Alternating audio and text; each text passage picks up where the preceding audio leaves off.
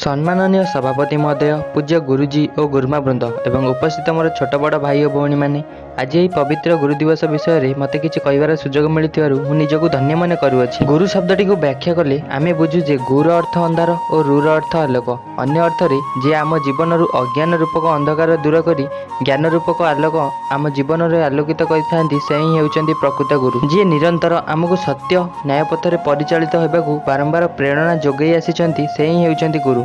यही पृथ्वी पृष्ठ रे जी आमर एक अनन्य परिचय सृष्टि करी उचित मार्ग देखाई से ही यथार्थ आमर गुरु। जड़े साधारण मनीष रूप में एक असाधारण देवता हतिबड़ी जगन्नाथ दास श्रीमद् भागवत गीतार यथार्थ लिखुंट गुरु को नमणीब नर गुरु ही साक्षात ईश्वर। आधुनिक समाज को देखिले मनरे कष्टजात हुए, कारण अतीतर से सुमधुर गुरु शिष्य संपर्क आउ नहीं। समय स्रोत में प्रभावित होई यह विभिन्न दिगरु कलुषित होबार लागिछि, किंतु आमे मने रखिबा उचित जे गुरु शिष्य संपर्क जुगे जुगे पवित्र और स्वागत योग्य अटे। मु एतिकी कहि मोर वक्तव्य समाप्त करुछि। धन्यवाद।